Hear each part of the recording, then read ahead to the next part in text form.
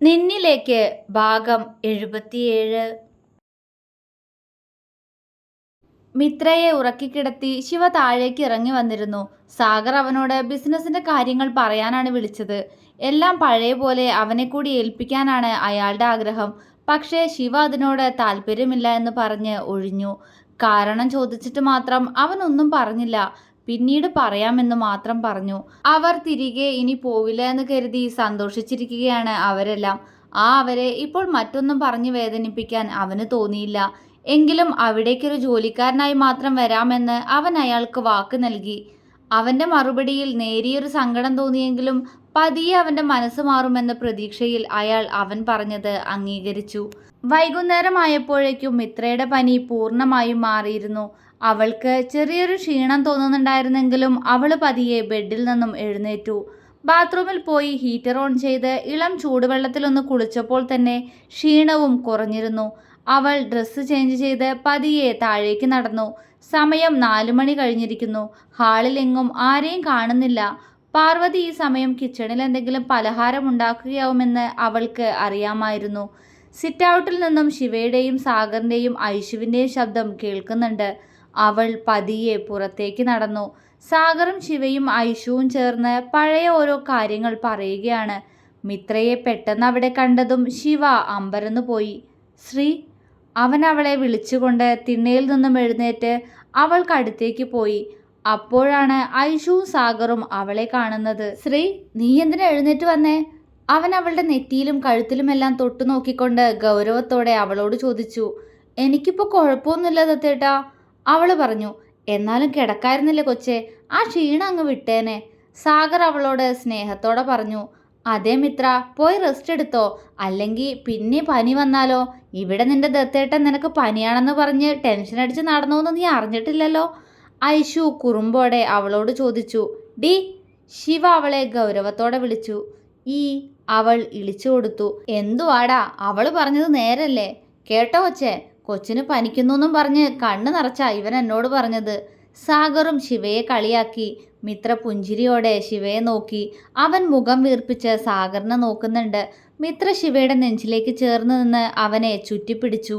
ശിവ അവളെ സംശയത്തോടെ നോക്കി. എൻ്റെ ദത്തേട്ടനെ കളിയാക്കണ്ടാട്ടോ രണ്ടാളും. എന്നെ അത്രയ്ക്കിഷ്ടം എൻ്റെ ദത്തേട്ടന്. അതുകൊണ്ടാ എനിക്ക് വയ്യാതായപ്പോൾ സങ്കടമായത്. മിത്ര അവനെ ചുറ്റിപ്പിടിച്ചുകൊണ്ട് സാഗറിനോടും ഐശുവിനോടും പറഞ്ഞു. ഇരുവരും അവളെ നോക്കി ചിരിച്ചു കൊടുത്തു.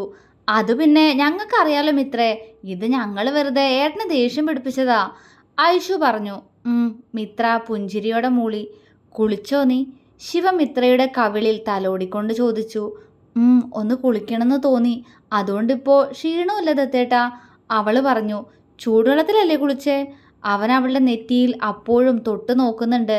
അതെ ദത്തേട്ടാ, എനിക്കിപ്പോൾ ഒരു കുഴപ്പമില്ല. ദത്തേട്ടൻ എന്നെ ഇങ്ങനെ ഒരു രോഗിയാക്കാതെ, അവൾ ചിണുങ്ങി. അവൻ അവളുടെ നെറ്റിയിൽ പതിയെ ചുണ്ടമർത്തി. മിത്ര അവനെ മിഴിച്ചു നോക്കി.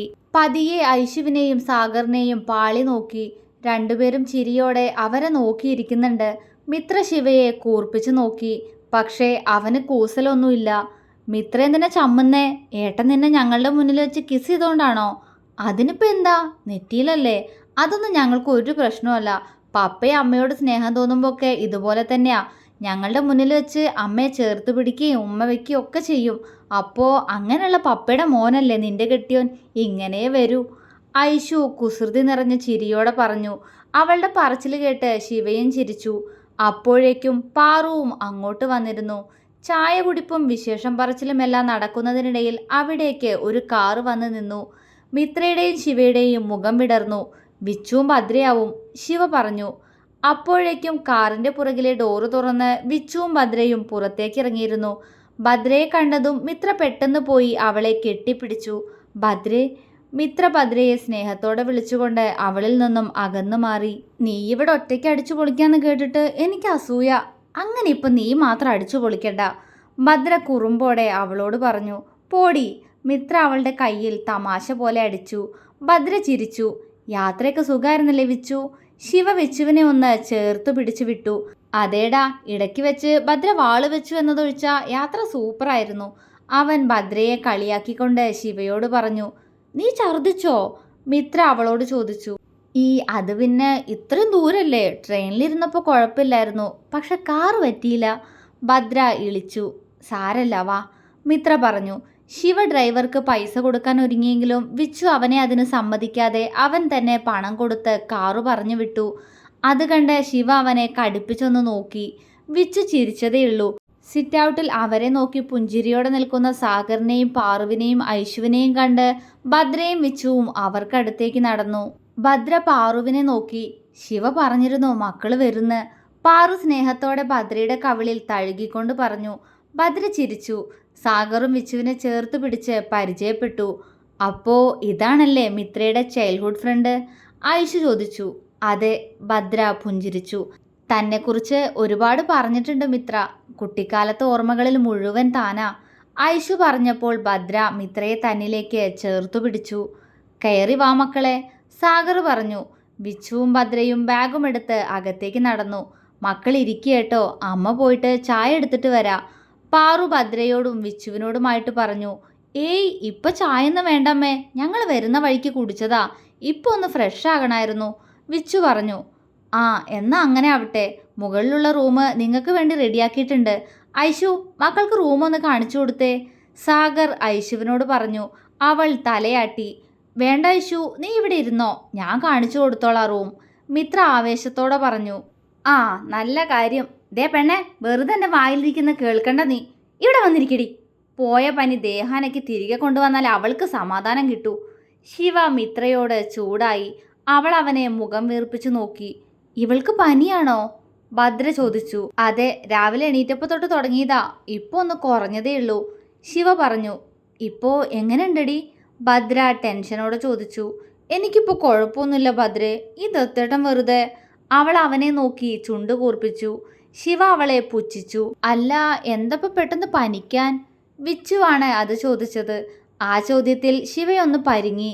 അത് പിള്ളേരൊന്ന് മഴ നനഞ്ഞതാ. സാഗറിന്റെ ചുണ്ടിൽ കള്ളച്ചിരി. മഴയോ? ഭദ്ര ചോദിച്ചു. അതെ, എന്തു പറ്റിയെന്തോ, രാത്രി മഴയൊക്കെ കൊണ്ടാ ഭാര്യയും ഭർത്താവും ഉറങ്ങിയേ. രാവിലെ ആയപ്പോൾ ഇവളുടെ സ്ഥിതി ഇങ്ങനെയും, ഐഷുവും കുറുമ്പോടെ പറഞ്ഞു. ഐഷു മിണ്ടാതിരുന്നേ, മക്കള് ചെല്ല്, മിത്രയ്ക്കിപ്പോൾ കുഴപ്പമൊന്നുമില്ല, മോള് തന്നെ പോയി റൂം കാണിച്ചു കൊടുത്തോ, മിത്രയുടെ വിളറിയ മുഖം കണ്ട് പാറു ചിരിയോടെ പറഞ്ഞു. മിത്ര തലയാട്ടി ശിവയെ നോക്കി. ഞാനും വരാം, അവനും പറഞ്ഞു. ചെല്ല് ചെല്ല്, ഐഷു ശിവയെ നോക്കി കുസൃതിയോടെ പറഞ്ഞു. വാങ്ങിക്കൂട്ടോ നീ എൻ്റെ കയ്യിൽ നിന്ന്, ശിവ അവളോട് കപട ദേഷ്യത്തോടെ പറഞ്ഞ് മുകളിലേക്ക് നടന്നു. പിറകെ തന്നെ വിച്ചുവും ഭദ്രയും മിത്രയും. നിനക്കിതെന്താ പെണ്ണെ, വെറുതെ മോളെ കളിയാക്കുന്ന എന്തിനാ? സാഗർ ഐശുവിനോട് ചോദിച്ചു. ചുമ്മാ ഒരു രസം, അത്രയും പറഞ്ഞുകൊണ്ട് അവൾ സിറ്റ് ഔട്ടിലേക്ക് ഇറങ്ങി. കണ്ണുകൾ അപ്പുറത്തെ വീട്ടിലേക്ക് പോയി. മതിലും കടന്ന് ആ വീടിൻ്റെ മുറ്റത്തേക്ക് കണ്ണുകൾ എത്തിയിട്ടും അവിടെ ആരെയും കാണാതെ അവൾ പതിയെ തിണ്ണയിലേക്ക് ഇരുന്നു. എന്തിനാണ് ഈ കാത്തിരിപ്പ്? ആർക്കു വേണ്ടി അറിയില്ല, പക്ഷേ ഇപ്പോഴും ഒരുപാട് ഇഷ്ടമാണ്, മറക്കാൻ കഴിയില്ല. അത്രത്തോളം ഞാൻ ഉള്ളിലിട്ട് സ്നേഹിച്ച ഒരാളെ മറക്കുന്നത് എങ്ങനെ? ഐശുവിൻ്റെ കണ്ണുകൾ ഈറനായി. എന്നെ സ്നേഹിക്കാൻ കഴിയില്ല എന്നറിയാം, ആ മനസ്സിൽ ഇപ്പോഴും ഏഞ്ചൽ ആകുമെന്നും അറിയാം. ഒരു പ്രതീക്ഷയും ഇന്നോളം എനിക്ക് തന്നിട്ടുമില്ല, പിന്നെയും എന്തിനാ ഐശു ഈ കാത്തിരിപ്പ്? അവളുടെ മനസ്സ് അവളോട് ചോദിച്ചു. അറിയില്ല, എന്നെ സ്നേഹിക്കണ്ട, ഇപ്പോഴും ആ മനസ്സിലിൻ്റെ ഏഞ്ചലാണെങ്കിൽ അങ്ങനെ തന്നെ ഇരുന്നോട്ടെ, പക്ഷേ ഞാൻ സ്നേഹിക്കും അയാളെ മാത്രം. അവളുടെ ചുണ്ടുകൾ വിതുമ്പി. എങ്കിലും ഇതുവട്ട ഒരിക്കൽ പോലും അറിഞ്ഞില്ലല്ലോ എന്നെ. ഏഞ്ചലിനെ നോക്കിയിരുന്ന ആ കണ്ണുകളന്ന് ഒരിക്കലെങ്കിലും എന്നിലേക്ക് എത്തിയിരുന്നെങ്കിൽ മനസ്സിലാവുമായിരുന്നു എന്നെ. പക്ഷേ അവളൊന്ന് തേങ്ങി ചുമരിലേക്ക് തല ചാരി വെച്ച് പതിയെ കണ്ണുകൾ അടച്ചു. പപ്പയും അമ്മയും ഒരു വിവാഹത്തെക്കുറിച്ച് എന്നോട് ഇതുവരെ പറയാത്തത് പോലും അന്നത്തെ സംഭവത്തിന്റെ ഭയം ഇപ്പോഴും എന്നിലുണ്ട് എന്ന് അവർക്ക് അറിയാവുന്നതുകൊണ്ടാ. പക്ഷേ മനസ്സുകൊണ്ട് അവർ ഒരുപാട് ആഗ്രഹിക്കുന്നുണ്ട് എൻ്റെ വിവാഹം. പക്ഷേ ഐശുവിന് എൻ്റെ മിഥുവേട്ടനെ മാത്രമേ സ്നേഹിക്കാൻ കഴിയൂന്ന് എങ്ങനെ പറയും ഞാൻ? പറഞ്ഞാലും ആ ഒരുവൻ്റെ മനസ്സെന്നും എന്നിൽ നിന്നും അകലെയാണ്. അവളുടെ കണ്ണുകൾ നിറഞ്ഞൊഴുകി. മിഥുവിനോടുള്ള പ്രണയത്താൽ അവളുടെ ഹൃദയം വിങ്ങിയപ്പോൾ ഇങ്ങിവിടെ ഒരു വീട്ടിൽ തൻ്റെ റൂമിലായിരുന്നു കിരൺ. ബെഡിൽ കണ്ണുകൾ അടച്ചു കിടക്കുന്ന അവൻ്റെ മനസ്സിലും അപ്പോൾ അവളായിരുന്നു. ഐശ്വര്യ. എന്തേ ഐശു, നീ എന്നെ മനസ്സിലാക്കിയില്ല? ഏട്ടൻ്റെ വിവാഹത്തിന് അന്ന് ഞാൻ നിന്നെ നോക്കിയ നോട്ടത്തിൽ നീ ഒരിക്കലും എൻ്റെ ഉള്ളിലെ പ്രണയം കണ്ടില്ലേ? അവൻ കണ്ണുകൾ തുറന്നു. നിന്നെ നേടണമെന്ന് ആഗ്രഹിച്ചിരുന്നു, പക്ഷേ അപ്പോഴേക്കും ശിവ, അവൻ കാരണം ഈ കുടുംബം ഇങ്ങനെ തകർന്നു. അല്ലെങ്കിൽ ഞാൻ സ്വന്താക്കിയനെ പെണ്ണെ നിന്നെ. അവൻ്റെ ഹൃദയം പിടഞ്ഞു. തുടരും.